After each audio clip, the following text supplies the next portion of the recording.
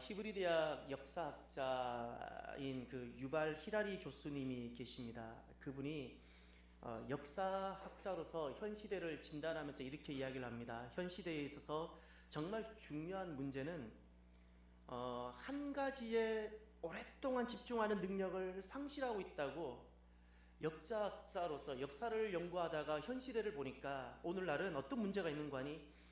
한 가지에 오랫동안 집중하는 능력을 너무 많이 상실하고 있다는 거예요. 그래서 인내력을 상실하고 주의력이 결핍되어지고 책에 대한 집중력을 이렇게 상실하고, 그래서 나타난 현상들은 짧은 영상 콘텐츠를 선호하기도 하고, 또 정작 많은 것을 보러 여행을 다니지만 정작 보지 못하고 돌아오고, 또 우리 안에 끊임없이 내가 무엇인가를 놓칠까 그 두려움들, 그걸로 가득 차 있다는 겁니다.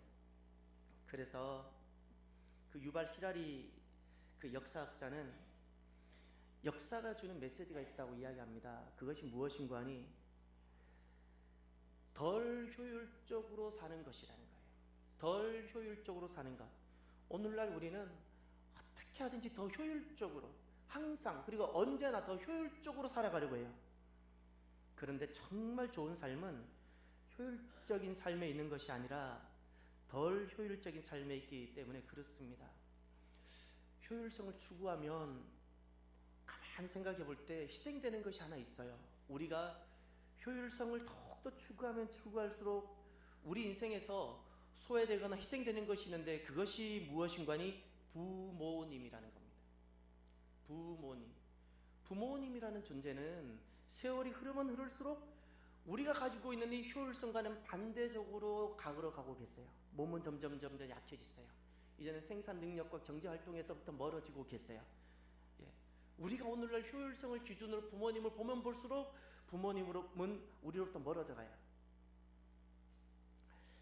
저는 양화진을 참 좋아합니다. 양화진은 거기 외국인 선교사 묘지가 있기 때문에 그렇습니다. 그런데 그곳에 아주 특별한 두 분이 계십니다.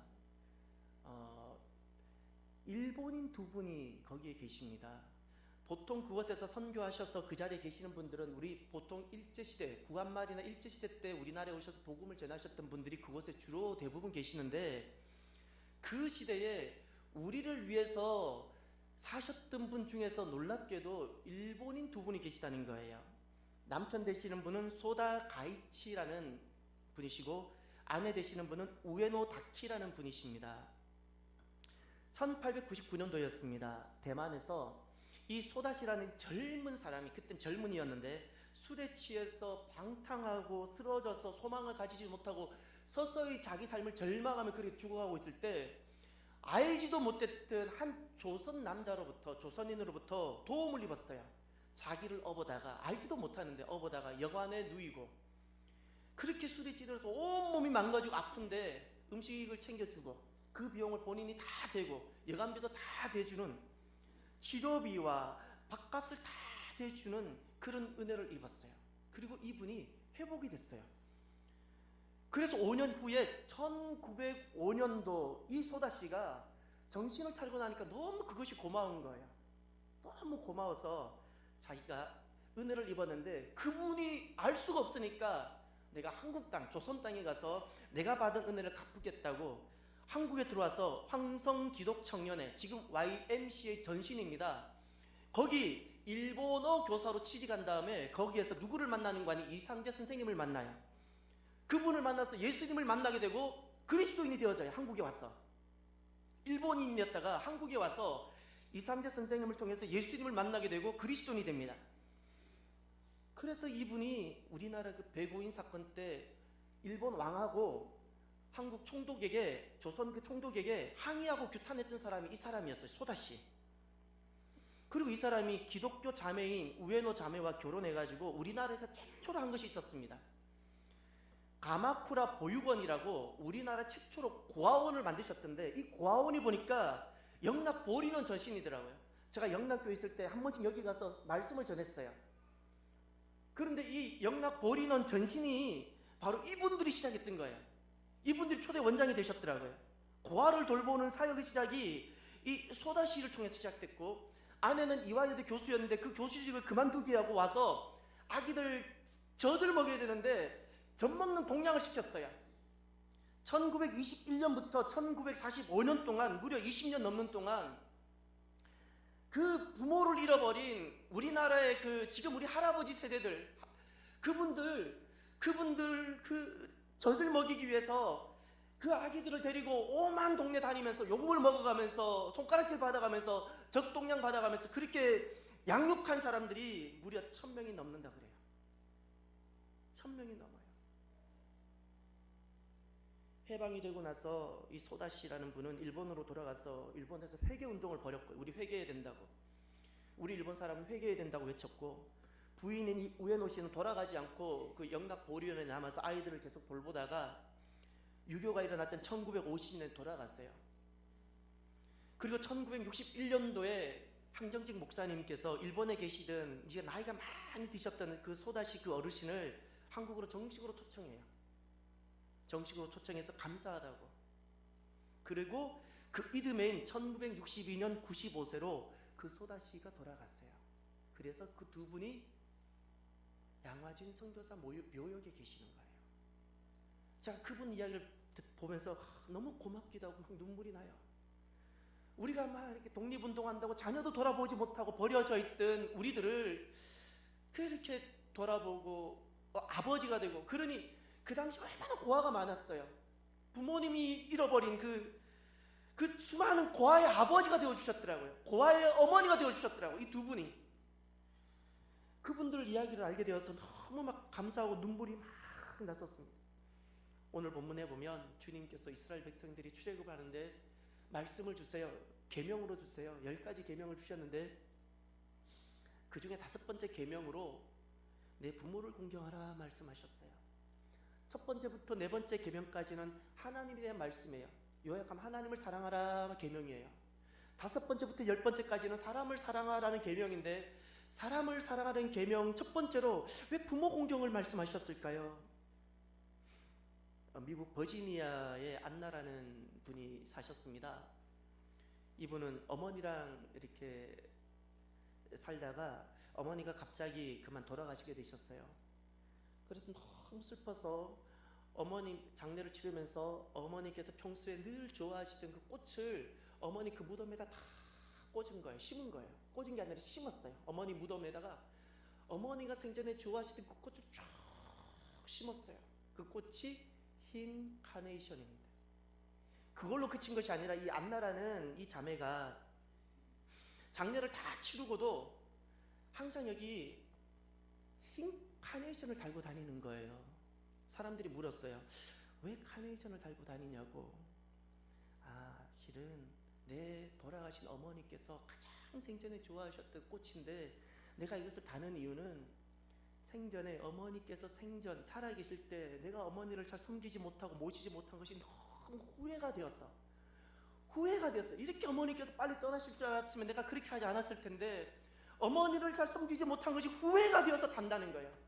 후회가. 그래서 그분이 안나라는 이 자매가 1904년도 시애틀에서 이분 중심으로 최초로, 온 세상 최초로 어머니날 행사가 일어났어요.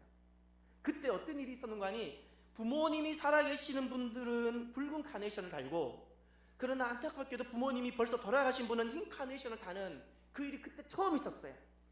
그리고 1924년 윌슨 대통령에 의해서 5월 둘째 주는 마더스데이로, 어머니 날로 그렇게 정했고, 우리나라에는 이것이 언제 들어오게 되었는가 하니 전쟁이 끝나고 1956년 5월 8일을 어머니 날로 공식 정했습니다. 그리고 72년에 이것을 왜 어머니만 어머니 날이 있냐 해서 어버이날로 이렇게 하게 됐습니다.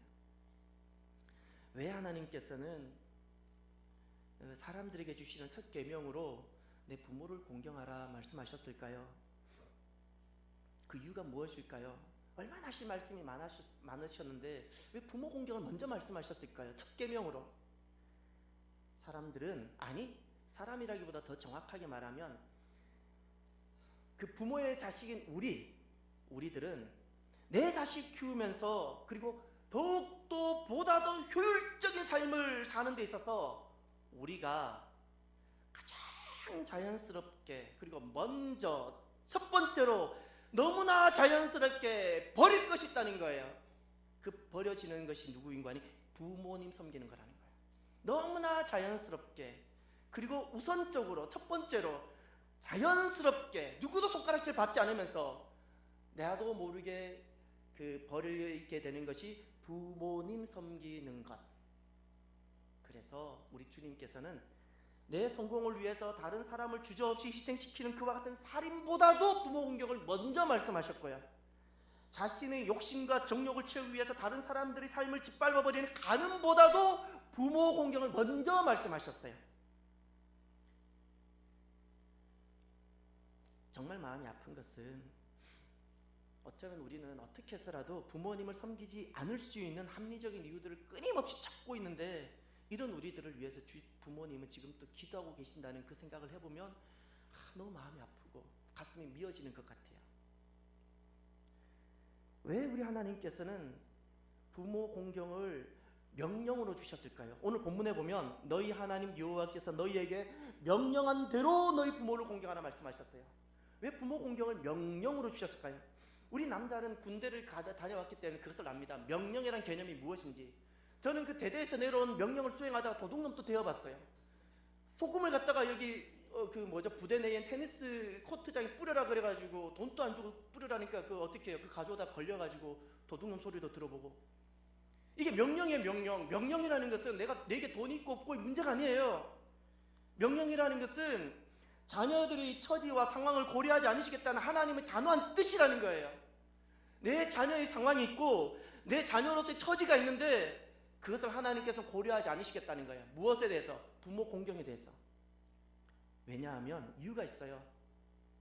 자녀들은 나이 드신 부모라는 그 존재, 시간이 흐르면 흐를수록 그 부모님이라는 존재가 점점 더 자녀들에게는 무겁고 또 자녀들에게는 짐스러운 분으로 충분히 여겨질 수 있기 때문에 그래요.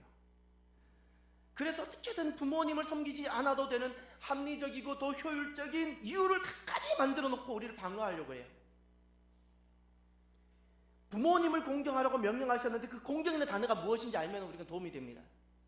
공경이라는 단어가 카바드입니다. 카바드란 히브리어인데 여기 두 가지 의미가 있어요. 놀라워요. 첫 번째 의미는 카바드라는, 내 부모를 공경하라, 너희 부모를 카바드하라 했을 때 카바드는 무겁다라는 뜻이에요. 놀랍지 않나요?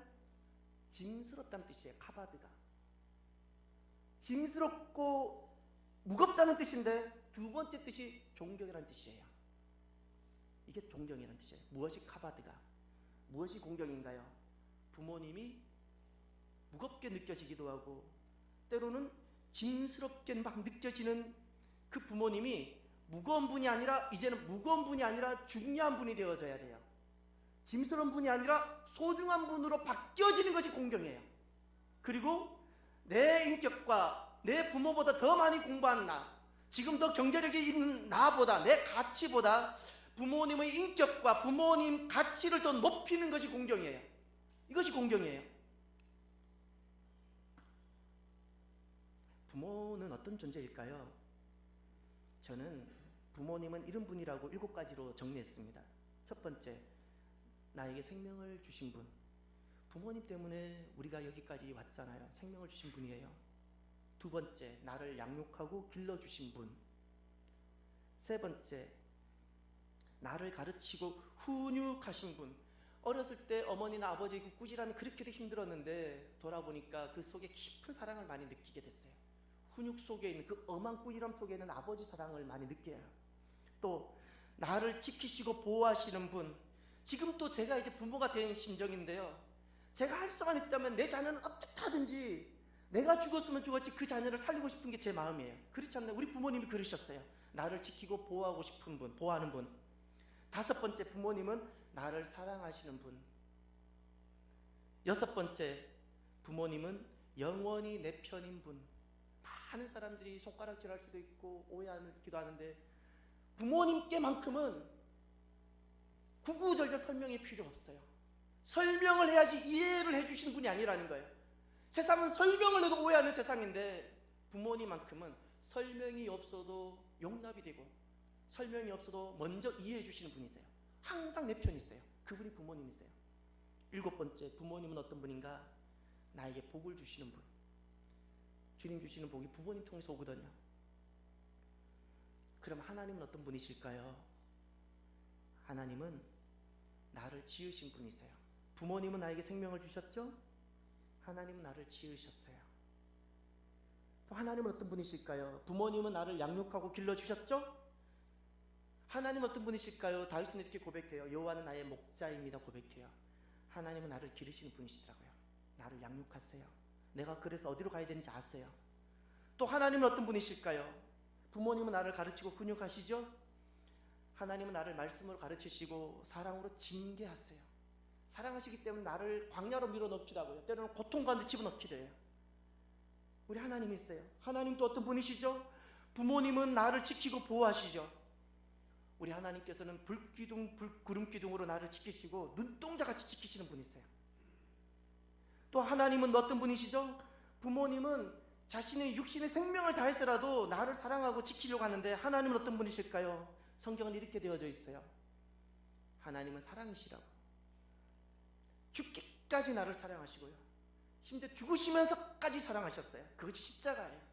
나를 위해서 희생하기를 마다하지 않으시는 분이 하나님이세요. 하나님은 어떤 분이세요? 육신의 부모님은 영원히 내 편이시죠. 성경에 하나님 대해서 이렇게 말씀하고 있어요. 여호와는 내 편이시다. 여호와는 내 편이시라고요. 누구든지 하나님께 나오는 자, 누구든지 하나님께 나오는 그 자를 주님께서는 책망하지 않고 책찍질하지 않고 용납해 주시고 용서해 주시는데 영원히 해주세요. 설명이 필요 없어요. 주님 제가 왜 그렇게 했는지 구구절절 설명이 필요 없어요. 그냥 주님 제가 잘못했어요. 하나님 저를 용서해 주세요. 한마디가 하고만 나오기만 하면 주님은 그냥 다 용서해 주시고 용서해 주시는데 영원히 용서해 주세요. 우리 하나님 있어요. 하나님은 끝으로 어떤 분이실까요? 우리 부모님은 나에게 복을 주시는 분이시죠? 예, 하나님은 우리에게 복을 주시는 분이세요. 그래서 우리는 하나님을 아버지라 부르세요. 그래서 하나님을 아버지라 불러요. 하나님이 계시는데 하나님을 표현할 길이 없어서 하나님 스스로가 아버지에다 비유하셨어요. 왜죠? 우리에게 알게 하기 위해서. 하나님이 어떤 분인지 알게 하기 위해서 부모님이라는 개념에 전능하신 하나님을 비유하셨어요. 그래서 우리는 하나님 아버지세요. 마틴 루터는 부모는 하나님의 대리자라고 했어요. 하나님의 대리자예요. 진짜 부모가 되어보면 하나님 아버지 마음도 알게 되어집니다. 그러면 우리가 하나님을 아버지라고 부르려면 두 가지가 있어야 돼요. 하나님을 아버지라 부르려면 부모님을 먼저 아버지로 섬길 수 있어야 돼요. 아버지라는 개념이 같잖아요. 아버지라는 개념을 통해서 하나님을 만나요. 부모님을 진짜 아버지로 내가 섬길 때 내가 하나님을 스스로 아버지로 계시하신 그 하나님을 내가 만날 수 있게 되어지는 거예요. 그 하나님을. 또 하나님을 내가 정말 아버지라고 부르고 내가 하나님을 정말 아버지로 만나려면 교회를 어머니처럼 섬길 수 있어야 돼요. 칼빈은 이렇게 말을 했습니다. 종교개혁자인 칼빈 목사님은 교회를 이렇게 설명하셨어요. 그의 교회론에서 교회를 어머니처럼 사랑하지 않는 사람이 과연 하나님을 아버지라고 부를 자격이 있느냐라는 거예요. 하나님을 아버지라 부른다면 교회는 믿는 자들이 어머니인데 교회를 어머니처럼 사랑하지 않고서는 하나님을 아버지라고 부를 자격이 없다는 거예요. 직분이 하나님을 아버지라 부를 수 있는 것이 아니고요. 하나님을 아버지라고 부르려면 교회를 어머니처럼 사랑하고 섬길 수 있어야 돼요. 진짜 그리스도인은요, 하나님을 아버지로 만나고 나면요, 진짜 두 가지가 일어납니다. 진짜 부모님을 아버지로 섬기고 싶어져요. 또 하나가 어떻게 하든지 교회를 섬기고 싶어져요. 교회를 섬기고 싶어져요.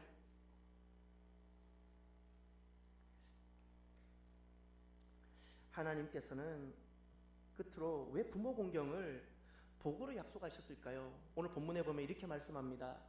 너희 하나님 여호와께서 너희에게 명령한 대로 너희 부모를 공경하라.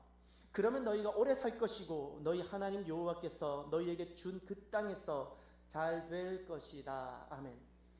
그러면 너희가 오래 살 것이고 너희 하나님 여호와께서 너희에게 준 그 땅에서 잘 될 것이다. 부모를 공경하면 주님께서 복을 약속하셨는데 두 가지 복을 약속하셨습니다. 땅에서 장수하고 잘 되는 복입니다. 서울의대 박상철 교수님이 자신이 이끌고 계시는 그 체력과학 노화연구소를 통해서 연구를 하셨어요. 무엇을 연구하셨는가 하니 전국에 있는 그 100세인들, 100세를 넘어서 살고 계시는 그 분들을 대상으로 이 교수님이 연구하실 때 전국에 150명이 계셨대요. 그 150명을 대상으로 장수의 요인을 연구를 하셨답니다. 왜 어떻게 장수를 이렇게 하실 수가 있으셨나? 장수 요인을 연구한 결과를 이분이 이렇게 발표했어요. 장수의 요인은 유전이 아니라 생활 양식과 환경이 중요하더라. 이렇게 결론을 내리셨어요. 유전이 아니라 생활 양식과 환경. 그러니 100세가 넘으셔도 성경을 읽으시거나 신문을 보시거나 이렇게 건강하게 활동하는데 불편함이 없는 부모님들의 공통점, 대부분 가족관계가 좋아요. 가족관계가 좋으시더라는 거예요. 또 자녀들로부터 공격을 받는 부모님이시더라는 거예요. 자녀로부터 공격을 받는 부모님. 특별히 어느 분이 더 장수를 냈는 거 아니? 어떤 경우에 더 장수를 냈는 거 아니? 고부간의 관계가 좋고 며느리가 착한 경우에는 장수를 하더라는 거예요. 그 부모님이 며느리가 착하고 고부간에 너무 관계가 좋은 경우에는 그 부모님이 그렇게 장수하더라는 거예요. 이분의 그 연구 결과예요. 착한 며느리가 됩시다. 우리 아버지 행동이 자녀들에게 얼마나 많은 영향을 끼치는지 우리는 거듭거듭 들어서 알고 있습니다. 안 그래도 어린 자녀를 둔 젊은 아버지들이 그 세미나에 참석해서 자신의 아버지로서 행동들이 자녀에게 얼마나 영향을 끼치는지 그 세미나에 참석을 하면서 정말 그렇게 깨닫게 되는 이야기가 실제 있었어요. 이게 실제 영상이에요. 이게 뭐 드라마처럼 짜놓고 하는 것이 아니라 실제 몰래카메라로 촬영한 거예요. 이제 영상을 하나 보시겠습니다.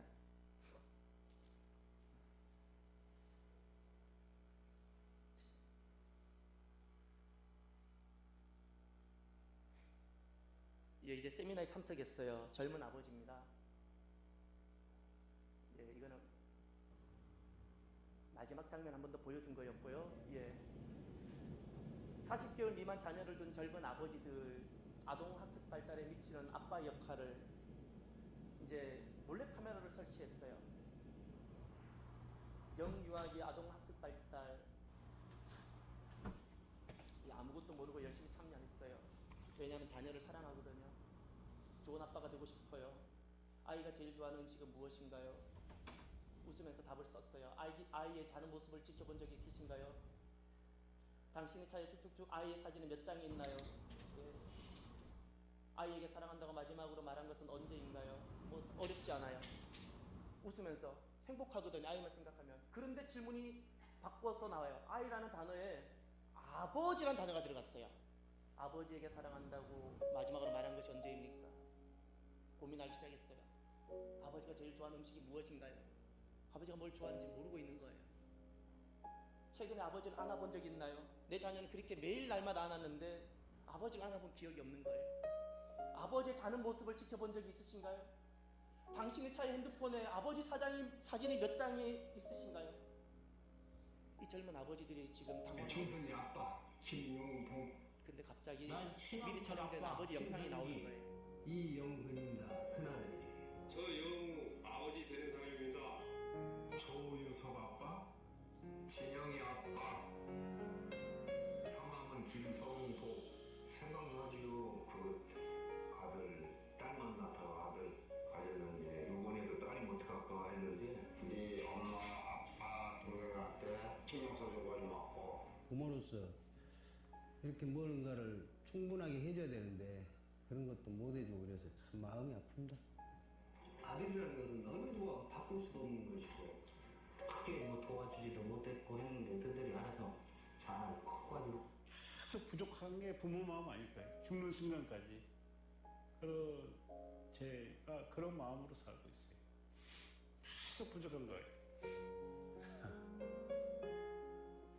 너무 엄하게 했던 게 그래서 미안해.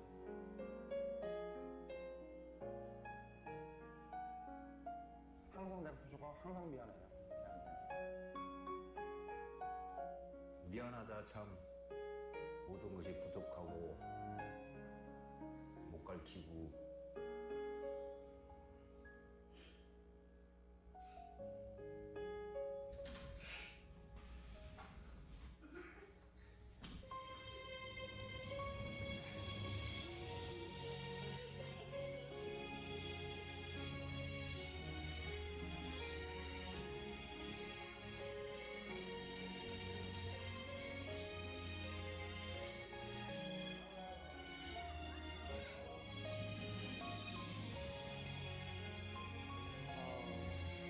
저는 제 영상 보면서 울기도 많이 울었지만 깨달은 바가 있습니다.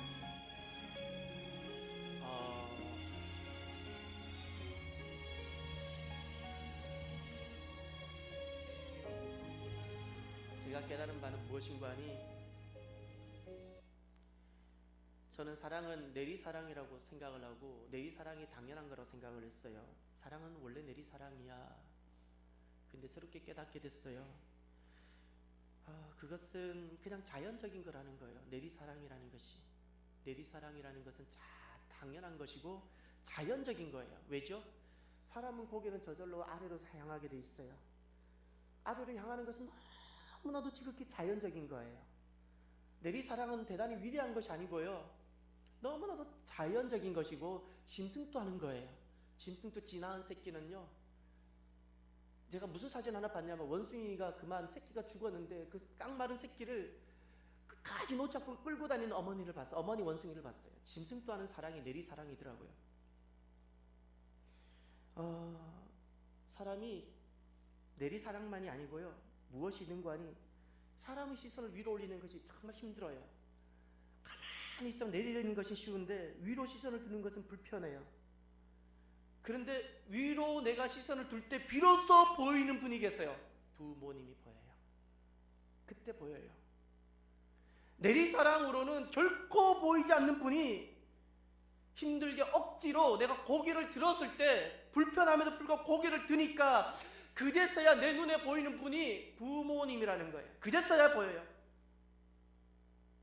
내가 시선을 불편하지만 위로 들고 부모님께 향하고 하늘을 향하여 드는 것, 이것은 어떤 것도 자연스럽지 않아요. 어떤 것도 자연적으로 이루어지진 않아요. 그래서 이것을 신앙적이라 불러요. 신앙적인 것이기 때문에 주님께서 사람을 향한 계명으로, 약속 있는 첫 계명으로 말씀하신 것이 부모 계명입니다. 부모 공경하라는 거예요. 부모 공경이 그래서 신앙적인 겁니다. 왜 복일까요? 왜 이것을 주님께서 복으로 말씀하셨을까요? 시선을 위로 향하고 힘들고 어렵고 정말 인간적으로는 부담스럽기도 하고 불편하게 느껴지는 그 부모님, 사랑하고 섬기기 시작하도록 내가 고개를 들면, 부모님을 섬기겠다 고개를 들면 결국 우리가 누구를 만나는 거 아니? 위에 계시는 하나님을 만나게 되고 복이 되어집니다. 그래서 복이에요. 그래서 복이라는 겁니다. 땅을 향해서는 현미경을 두어서라도 땅을 향해서 그렇게 많이 볼 때는 보이지 않던 그 하나님이 눈을 들면 부모님이 보이기 시작하면서 보이는 분이 하나님이세요. 그분이 내 아버지세요. 내가 아버지를 보기 시작하면 하나님 아버지가 보여요. 그래서 복입니다. 노인 전문가들은 이렇게 이야기를 하십니다. 나이 드신 부모님의 행복은 세 가지에 달려있다고. 첫째는 육체적으로 편안하고 건강한 것이 행복이고, 둘째는 생산적이고 의미 있는 일이 있어야 행복하시고, 셋째는 외롭지 않게 여러 사람과 어울려 사실 수 있을 때 행복하시다고 노인 전문가들이 이야기를 하세요. 그러니 저는 여기서 우리 부모님들이 갖고 있는 세 가지 서러움을 봅니다. 아픈 서러움, 궁한 서러움, 외로운 서러움. 부모님을 바라본다는 것은 단순히 눈을 떠서 보는 것이 아니고요, 아플 때 찾아뵙는 것이고요, 궁할 때 조금이라도 도와드리는 것이고요, 외로울 때 친구가 되어서 말벗이 되어 드리는 거예요. 오늘은 어버이 주일입니다. 유대인 탈무드를 보면 이런 이야기가 있습니다. 하나님께서 천사를 세상에 보내어서 세상에서 가장 아름다운 세 가지를 찾아오라고 이야기를 했어요. 그랬더니 천사가 온 세상을 다 다니면서 가장 아름다운 세 가지를 찾아왔는데 첫 번째가 무엇일까요? 꽃입니다. 얼마나 아름다운 거예요. 아름다운 꽃을 가져왔어요. 두 번째는 무엇일까요? 어린 아기의 웃음이에요. 어린 아기 웃음 볼 때 저는 거기서 천국을 봐요. 해맑은 그 아름다운 웃음. 저는 우리 교회에 이 어린 아기의 웃음이 가득하기를 바랍니다. 끝으로 세 번째는 무엇일까요? 부모님의 사랑입니다. 탈무드가 이것으로 끝났으면 이것이 구구전승되어서 온 세계에 퍼지진 않았을 거예요. 그런데 그 다음 놀란 반전이 일어납니다. 천사가 이 세 가지를 다 가지고 왔는데 하나님께 가져올 때는 그만 세월이 너무 흘러버려서 달라진 거예요. 꽃은 어떻게 됐을까요? 시들어버렸어요. 어린 아기의 웃음은 어떻게 됐을까요? 이놈이 글쎄 자라서 사춘기를 보내니까 글쎄 사람도 아닌 것이 인간도 아닌 것이 이상하게 되어져 있는 거예요. 그때 그렇게 예뻤는데 이렇게 되어져 있더라는 거예요. 세월이 흐르고 나니까. 근데 부모님 사랑은 어떨까요? 세월이 흘렀어요. 계절이 바뀌었어요. 또다시 새로운 해가 왔는데도 부모님 사랑은 동일하더라는 거예요. 하늘 아래 부모님이 사랑만큼 아름답고 은혜만큼 위대한 것이 또 있을까요? 저는 제 이야기를 해서 너무 죄송합니다. 지난 월요일 날이 대선이어서 임시 공휴일이었기 때문에 월요일 날 그 직전 주에 바로 전주에 어머니 수술이 있으셨기 때문에 수술할 때도 못 내려가 봐서 월요일 날 아내랑 부모님을 찾아뵀어요. 그날이 마침 어버이날이었거든요. 1박 2일로 어머님과 병원에 계신 어머님 찾아뵙고 아버지 모시고 아버지 좋아하시는 고기 사드리면서 이리저리 다 모아서 숨겨놨던 돈까지 다 모아서 용돈을 딱 드리고 1박 2일 마치고 올라오는데 마지막에 이제 차를 탁 타고 이제 올라오려고 인사를 드리는데 아버지가 그 주머니에서 당신의 용돈을 꺼내서 제게 주시는 거예요. 제가 내년이면 50인데 80 넘으신 아버지께서 그 아버지 어떻게 계시냐면요, 용돈벌이 해보시려고 한 번씩 동사무소에서 왜 어르신들 용돈 드리시기 위해서 한 번씩 이렇게 쓰레기 줍거나 이런 분들 요청하잖아요. 일부러 어르신들 용돈 드리기 위해서 국가가. 거기 아버지 나갔어요. 그거 해봐야 얼마가 되겠어요? 한 달 내내 해보셔야. 그거 있을 때마다 틈틈이 나갔어요. 저는 제대로 섬기지도 못해요. 저는 성경에 마가복음 7장에 고르반이라고 하면서 하나님을 부모님 하지 못한다는 그런 전형적인 사람이 저 같은 사람이에요. 예, 저는 진짜 잘 못해요. 그런데 우리 형이 주는 그 용돈으로 사시는 아버지께서 내년이면 50이 되는 이 아들이 안쓰러운 거예요. 당신이 용돈이 없으면서 제가 그것을 안 받겠다고 하는데도 끝까지 주시려는 그 아버지 모습을 보면서 아버지 앞에서는 참 울지는 못했고 제 속에 아버지시구나, 이런 분이 아버지시구나를 다시 알았어요. 당신도 없으시면서 그 아들이 안쓰러워가지고 당신의 용돈에서 끝까지 주시려고 하시는 그 모습, 아버지세요. 오늘 어버이 주일이에요. 저와 여러분이 오늘 이 말씀을 하나님 명령으로 들었으면 좋겠어요. 내 부모를 공경하라는 것을 내가 선택으로 말고요, 명령에는 선택의 여지가 없어요. 내 처지와 상황이 고려되지 않는 것이 명령이에요. 오늘 저와 여러분이 한 가지 말씀을 받았으면 좋겠어요. 그것은 내 부모를 공경하라는 이 말씀을 하나님의 명령으로 받는 저와 여러분이 되길 바랍니다. 위를 보고 늘 아래 내리사랑만 했던 우리들, 거기에 길들여져 있던 우리들이 오늘은 단 한 번이라도 위를 보았으면 좋겠어요. 고개를 들어서 불편할지라도 위를 보고 부모님을 공경하는 그 자리에 우리가 서서 그렇게 서 있을 수 있는 저와 여러분들, 그래서 저와 여러분들이 오늘은 고개를 들어서 나를 낳아주셨고 길러주셨던 부모님이 어떻게 계시는지 고개를 들어서 부모님을 한번 볼 수 있게 되어지기를 바랍니다. 그 부모님을 보게 되면 아버지 되시는 하나님을 우리가 만나게 되어집니다. 기도합시다. 이 시간 혹시 저와 여러분